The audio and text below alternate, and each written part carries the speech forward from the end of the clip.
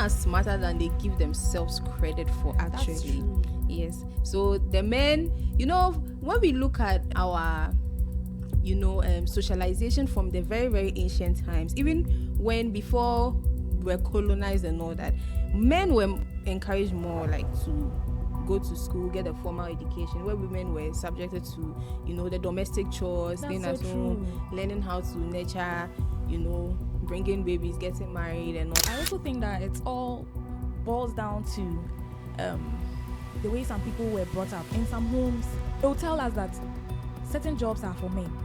So before you even bring the idea up, or before you even talk about your dream of being an engineer, there's someone there to tell you that no, this is not for you.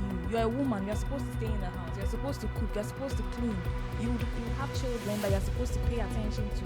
Why are you going into a field which will take all your time and then you will not have any time for your children or time to clean your house?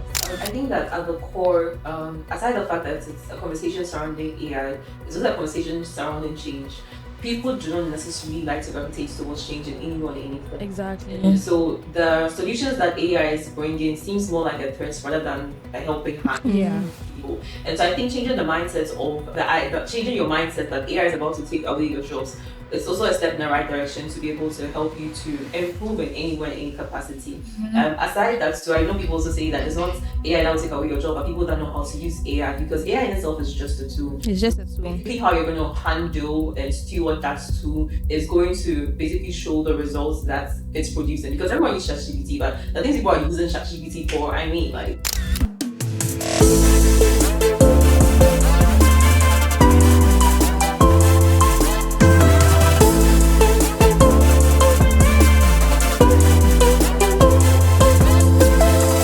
what does the future look like for women in AI? Do you think that there are more women achieving heights in the field of AI since its evolution? Today we'll be digressing into such matters, and I'm here with Bernice and then Joanna. Hi. Say hi to the audience. So for a start, let's digress a little bit. What do you understand by AI?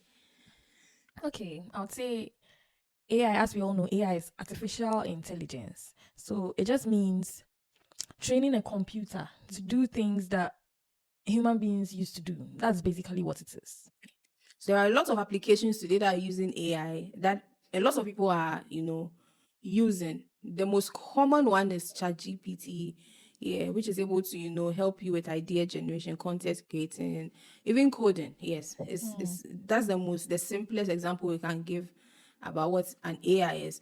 And then would you say that we have a lot of women partaking in the, development of AI, the breakthroughs in AI today? AI has evolved a lot over time. And today we are seeing very, very significant, beautiful things happening that are being backed by AI. Would you say that we have a lot of women participating in that space as of today? From my standpoint, right, I think that I know this might sound a bit funny, but I didn't know that there were men in AI. In fact, AI was a machine telling AI that, can you edit this email for me, and then it brings it back.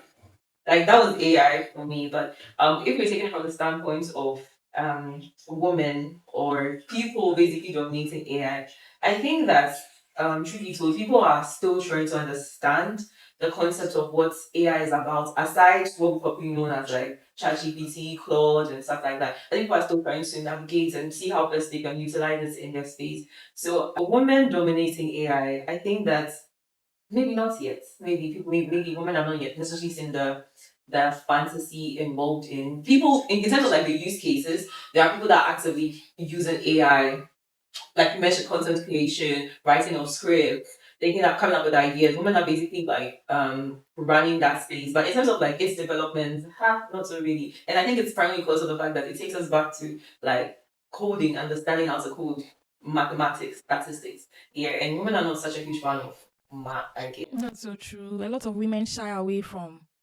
math. When you mention math, they're like, oh my God, what's this? This is so much for me. I can't do it. But you just need to understand the process, and it's understandable. It's not. It's something that when you put your mind to, you can actually do it. And I'm really glad that we see a lot of scholarships going on, giving attention to women, encouraging more women to go into these fields, because basically we can all do it. Yes. It's not for one gender alone. Yes. Women are smarter than they give themselves credit for, actually. That's true. Yes. So the men, when we look at our, socialization from the very, very ancient times, even when before we're colonized and all that, men were encouraged more like to go to school, get a formal education, where women were subjected to, the domestic chores, That's staying so at home, true. learning how to nurture, bringing babies, getting married and all that. So I think that the socialization stems from there, but over time, there has been a lot of changes, there are a lot of initiatives that have been put in place to encourage women to, first of all, increase the number of women in formal education, and then moved on to getting more women to take on STEM related fields like the statistics, the math, engineering, and these are the basis of AI. Yes. Yes, these are the basis of AI. It will surprise you to know that according to the UK Institute of Research, only 22% of AI professionals are actually women worldwide. This is saddening, but we are hoping that as time goes on, more women will venture into tech. I'm hoping so. And it starts with, as you said, encouraging them to take on the hard courses. Yes. Because AI, as we know it, the basis is not easy. Yes, we wouldn't say that math is easy, science, these courses, engineering, they are very easy. In fact, nothing is easy. Yeah, they are doable.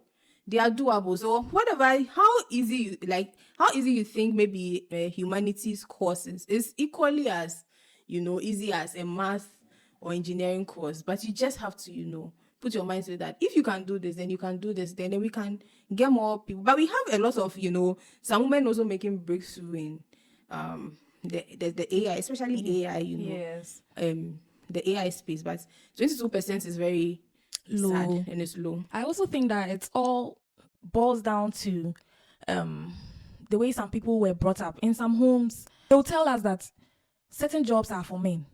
So before you even bring the idea up, or before you even talk about your dream of being an engineer, there's someone there to tell you that no, this is not for you. You're a woman. You're supposed to stay in the house. You're supposed to cook. You're supposed to clean. You would have children that you're supposed to pay attention to. Why are you going into a field which will take all your time, and then you will not have any time for your children or time to clean your house? So when women are brought up this way, it already makes them feel like they are not competent enough to go into these fields. And that's where the problem is actually. So if we want to get more women to undertake more, AI, like to move into the field of AI, would we say that AI as it is currently dominated by men, when women are moving to that space, would they make a difference? Are women even needed to, isn't AI perfect already? Are women needed to come in with their troubles? Definitely.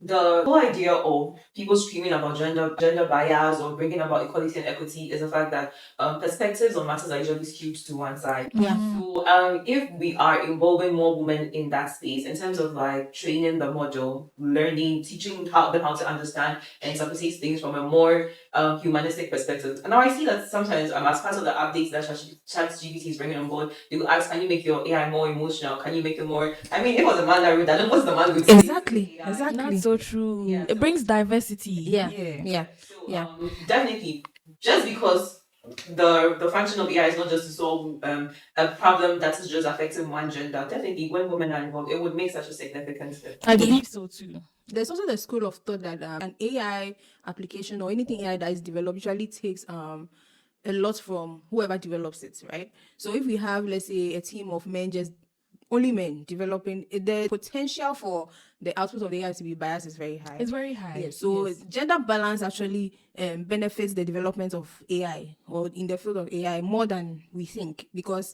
it brings in creativity. It brings in it eliminates biasness, right? Yes, it makes the model more Yes, exactly, effective because when we understand the way AI works, it's more like learning what has been done.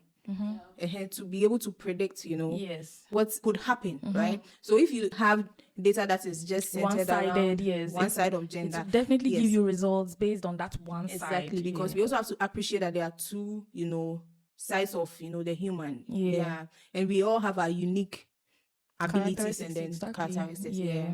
So I would say that women coming into the field of AI, which is male dominated currently, doesn't just introduce noise or problems or anything, but then they are very peculiar things that we should consider that can make, overall, it makes it a Yes. better, output. Yeah. Before we end today's discussion, do you think that there's a school of thought going around that AI is going to take people's jobs? That's what they think, but I think AI is here to help us to make our work easier. As a data analyst, for instance, I wouldn't spend so much time on a dashboard like I used to. AI will make the work easier for me, makes it faster. So the notion that AI is coming to take our jobs is not completely correct. I believe that AI is coming here to help us and make things more easier for us. So people should embrace it rather than shy away from it. Yeah, that's true. I think that at the core, aside the fact that it's a conversation surrounding AI, it's also a conversation surrounding change.